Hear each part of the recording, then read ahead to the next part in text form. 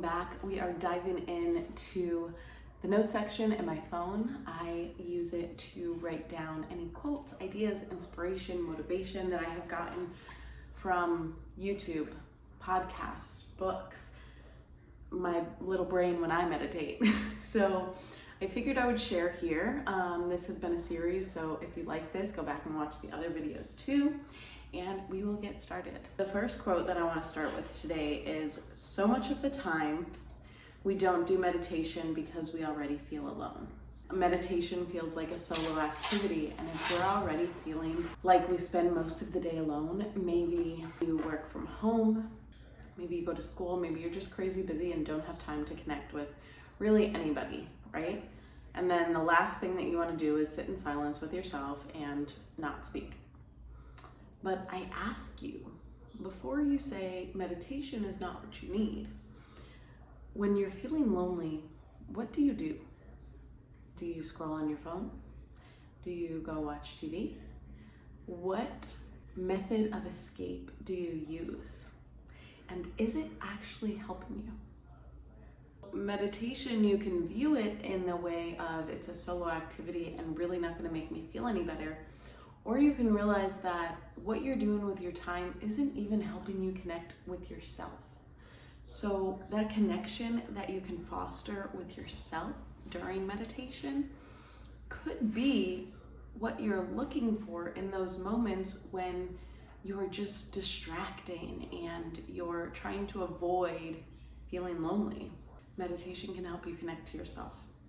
Even mindfulness, just sitting with yourself and actually being present and giving yourself a little bit of love, a little bit of acceptance, a little bit of compassion. You will be surprised what a difference that can make in your mood, even when you're feeling lonely. You will learn that you can give yourself everything that you're seeking from outside of yourself. Self-sabotage. I love this one. Not finishing things is a classic way to not learn the truth that you're afraid of. Like insert the bomb gif, right? When we self-sabotage, I want you to ask yourself next time you notice yourself in this pattern of self-sabotage where you don't want to do the thing that you know you're supposed to do, or you're putting something off, or you hit that snooze button so many times that now you can't get to the gym, or I've had to go to the DMV for like months and I've been putting it off and putting it off and putting it off, and I finally forking went this morning. Guess how long it took? 5 minutes. And every morning I would sabotage myself and I would say, I need to do something else, or I can't make time for that, or I would make up some story as to why I couldn't go. We all do it, okay? Like, you're not alone. And a lot of the times we are self-sabotaging because we're afraid of something. We're afraid that we're gonna learn something about ourselves, or it's gonna confirm something about ourselves that we have this belief or idea or fear of. My registration was expired. I was worried I was gonna be in trouble for waiting so long. Guess what? It cost me an extra $10. Like, it's never that big of a deal. Even sitting down to do these videos, I have been trying to be consistent on this for, it's embarrassing, like 2 years. And I tell myself all the time, or I let the conversation in my head and my beliefs about myself stop me from showing up. Me showing up for myself and doing this, it shows me that I'm worthy. It is saying that what I have to say is worth something. The things that I've been learning the last years are actually worth something. It's telling me that I am healing, because it's never over, right? And I have some information, some wisdom, something to share that maybe helps people feel a little less alone. Do I have all the answers? No. Am I perfect? No. Am I still on my journey? Yes, I am forever a student. But to show up and say, hey, I want to share this with you guys, says that like, who the hell do you think you are, right? Like that could be the conversation going on. That's the sabotage that happens. Meanwhile, maybe this is exactly what somebody needed to hear. And meanwhile, maybe I need to see myself show up so that I can learn and I can realize that I actually like change my beliefs about my worth. And the only way that that changes is if I show up every day and do the hard thing and push past that self-sabotage, push past that feeling of resistance, just pushing past all of that hard to feel good. To learn that the failure doesn't mean I'm a failure, to learn that all of this is just a big lesson and helps you decide how you feel about yourself and who you are. I feel like on our journey, we could always be looking for someone else to tell us how great we're doing. And we need someone else to validate our path, our ideas, our thoughts. And I'm thinking that, and this ties into the next, that our greatest gifts live next to our deepest wounds. What you open yourself up to once you start putting yourself out there is judgment and opinions and validation or rejection. It hits on all of my deepest wounds.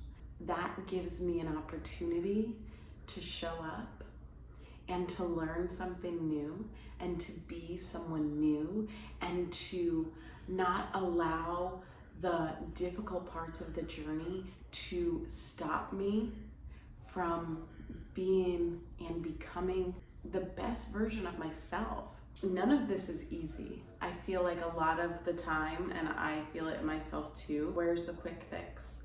Where's the how-to that makes things not so difficult? Who am I gonna find that tells me something that is just like the magic pill for everything to be perfect? That's not life. It's not real. It's hard. It's hard for every single, I guarantee you, it's hard for every single person, or it has been hard for every single person that you watch that has a business, that is living the life of their dreams, that is showing up on social media. They had to battle with something to get there. I feel like there has been, at least for me, this idea that people who are successful, oh, it must have been so easy for them. No, we're all humans. We all struggle with just about the same similar stuff in a different way. My yoga teacher said, we're all so much more alike than we are different. And it's so true. Yes, we have all of our own experiences. Yes, we are so unique and so different and as different as every snowflake, but at the same time, we're all snowflakes. We're all the same thing. We all struggle in different ways. So our greatest gift lives next to our deepest wounds, and that's what makes it so hard to go after whatever you want to go after, and it makes it so hard to do the things that you want to do. But once you push past that wall, your greatest gift emerges, and it will be worth all of the difficult. They all always tie in. Self-compassion.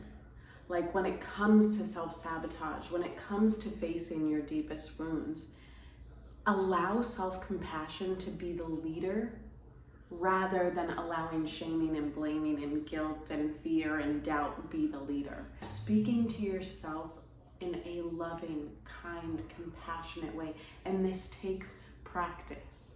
This will take as many years, and I put this quote in another video, this will take as many years to reprogram, or I don't know how long it will take. I'm sorry, I take that back. I don't know how long it will take, but realize how long it was that you were programmed in the different way. And give yourself patience that you're reprogramming years and years and years and years of these thought processes of negative thinking and shaming and blaming and fear. Give yourself time to cultivate compassion and seek out different ways. Seek out different people who are talking about it. You never know who's gonna say something that's just gonna like hit you right in your heart. The compassion is the antidote to unworthiness. When you can have compassion for yourself, you're no longer in that space of not enough. You're no longer in that space of self-blame, self-hate. You understand, you love, you're empathetic, you're kind to yourself. This is a beautiful one to end on. And I think I could do a whole video on this in general, and probably will. Each trigger is a teacher. Each trigger has a treasure of something that you will learn about yourself. And that ties into our greatest gifts live in our deepest wounds. When you're triggered, learn and practice, because you're not going to be perfect and it's going to take time. But when you're triggered, learn to pause and ask yourself, what's causing this? Where is this really hurting you? Instead of just giving a reaction and instead of just being angry and hurt, find where it hurts, find where the original wound is, and give yourself compassion. Give yourself what you need, what you want, what you desire.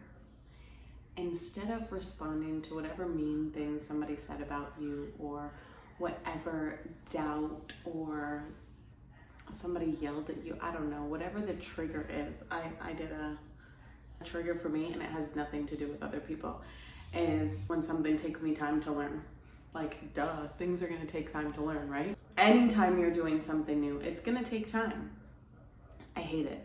It makes me feel like I'm not good enough. It makes me feel like I'm stupid. And this all ties into an old story that I had about myself. And it is exactly that. It's an old story because it's not real anymore. And I am not stupid, and I'm so smart. And anything I put my mind to, I can do. You see the difference between those two stories. The first story isn't the original story to pop into my head, but I can use that frustration, and I can use that resistance, and I can use the trigger of not feeling like I'm smart or I'm good enough to learn something new and master it. And I can give myself what I need so that next time it comes time to learn something new, I can give myself the time, the space, the patience, the love, the understanding to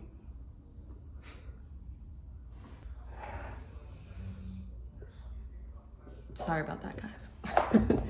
to learn, and the time that I need to learn to cultivate more compassion towards myself.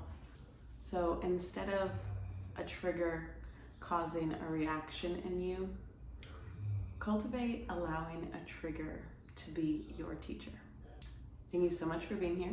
I'm sure I'll be back with some more of these. If you like them, comment below. Let me know if anything resonated with you or what you think. And there are guided meditations if you want to cultivate some love and compassion and patience and letting go of your limiting beliefs. Go through all my guided meditations. They're all 10 minutes. They are quick, easy, and who doesn't have 10 minutes to cultivate a little bit more self-love in your life? Thank you so much for being here. I'll see you next time.